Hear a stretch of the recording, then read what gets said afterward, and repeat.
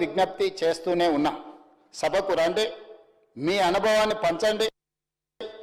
గతంలో ఏ విధంగా అయితే మొట్టమొదటి ప్రతిపక్ష నాయకుడిగా జానారెడ్డి గారు, రెండవ ప్రతిపక్ష నాయకుడిగా బట్టి విక్రమార్క గారు పోషించిన పాత్రను మీరు పోషించండి.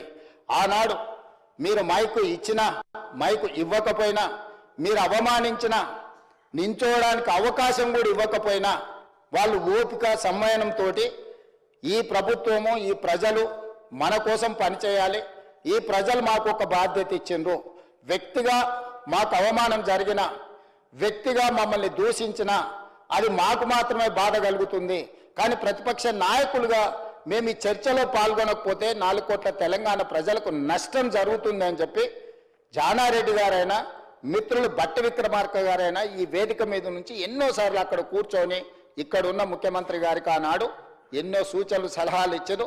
అవమానాన్ని దిగమింగుకొని బట్టి విక్రమార్క గారిని కొన్నిసార్లు కంటదడి పెట్టే సంఘటనలు జరిగినా కూడా పంటి బిగువన బాధను భరించి ప్రతిపక్ష నాయకుడిగా తన బాధ్యతను నెరవేర్చండి. అధ్యక్ష, మనమందరం చూసినాం.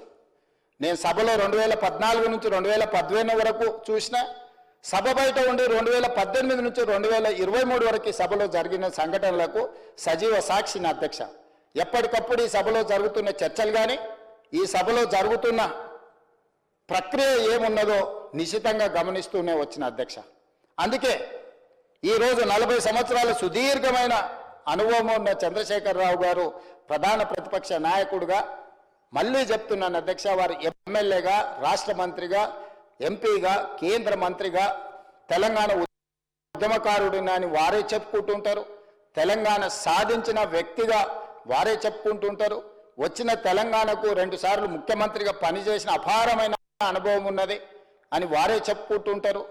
నేను కూడా వారి అనుభవాల నుంచి ఏమైనా సూచన సలహా వస్తే రాజకీయాలలో విలువలు పెంచాలి, హుందాగా వ్యవహరించాలని ఒక నిర్ణయానికి వచ్చి వారిని సూచనలు ఇవ్వండి. మీరు ఎక్కడో బహిరంగ సభలు పెట్టి బహిరంగ సభలలో సంభాషించుకోవడం కాదు, సభకే వచ్చి మాకు సూచన చేయండి. ఈ ప్రభుత్వం మీ సూచనల్ని తప్పకుండా పరిగణలోకి తీసుకుంటుంది. అందులో విలువైన సూచన ఉంటే వాటిని తప్పకుండా అమలు చేస్తామని చెప్పి ఆహ్వానించి సభను సమావేశాలను మనం ఏర్పాటు చేసుకోవడం జరిగింది. అధ్యక్ష, ఈ సమావేశంలో ఈరోజు కృష్ణా జలాలపై చర్చ మేము అడిగింది కాదు. ఈరోజు ఏదైతే చర్చ పెద్దలు ఉత్తమ్ కుమార్ రెడ్డి గారు సభలో ఇంత సారాంశాన్ని ఈరోజు ప్రస్తావించింది, మేము సభ పెట్టండి కృష్ణా నది జలాల మీద చర్చ చేద్దామని మేము అనలేదు. అధ్యక్ష, ప్రతిపక్ష నాయకుడు చంద్రశేఖరరావు గారు మాజీ ముఖ్యమంత్రిగా వారి పార్టీ కార్యాలయంలో పత్రికా సమావేశాన్ని పెట్టడమే కాకుండా టీఆర్ఎస్ ఎల్పీ సమావేశాన్ని, బీఆర్ఎస్ ఎల్పీ సమావేశాన్ని పెట్టి ఎంపీలను, ఎమ్మెల్సీలను, ఎమ్మెల్యేలను పిలిచి కృష్ణానది జలాల మీద తెలంగాణకు నష్టం జరుగుతుంది, కృష్ణానది జలాల మీద మనం మాట్లాడాల్సింది ఉంది, మనం పోట్లాడాల్సింది ఉంది, దీన్ని ప్రాతిపదికన తెలంగాణలో రేపటి నుంచి మనము కార్యాచరణ తీసుకోబోతున్నామని వారు ప్రస్తావించారు. అధ్యక్ష, అదేవిధంగా లెజిస్లేటివ్ అఫేర్స్ మినిస్టర్ గారు చెప్తున్నారు, బీఏసీలో తమరి నాయకత్వంలో జరిగిన బీఏసీలో కూడా కృష్ణానది జలాల మీద ఈ సభలో చర్చ జరగాలని బీఆర్ఎస్ పార్టీ కోరుకున్నది.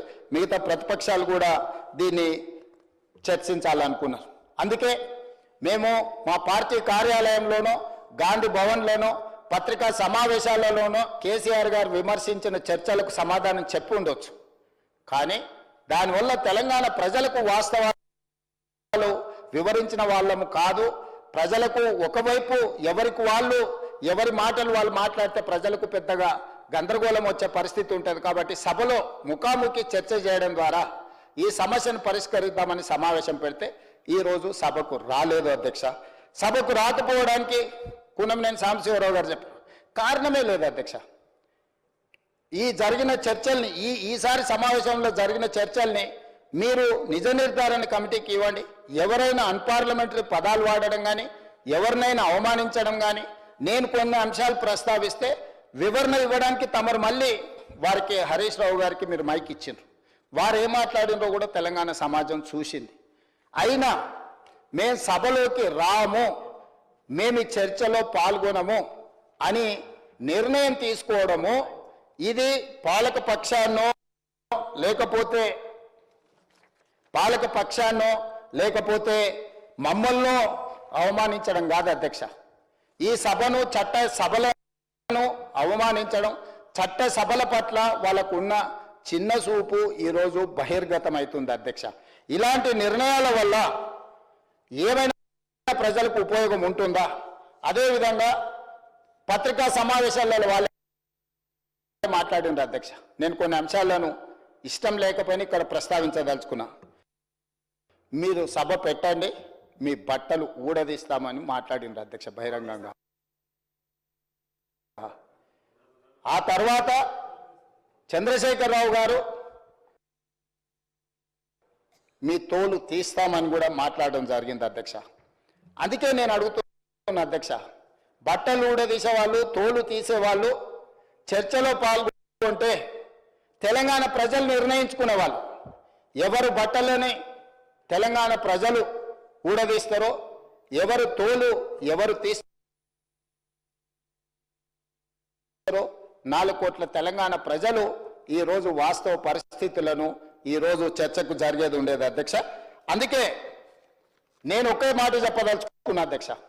ఈరోజు ఈ చర్చల సారాంశం వారు వచ్చినా రాకపోయినా, వారి చర్చలో పాల్గొనకపోయినా తెలంగాణ సమాజానికి భవిష్యత్ తరాలకు కొన్ని వివరాలను అందించాల్సిన బాధ్యత ఈ సభ మీద ఉన్నది అధ్యక్ష.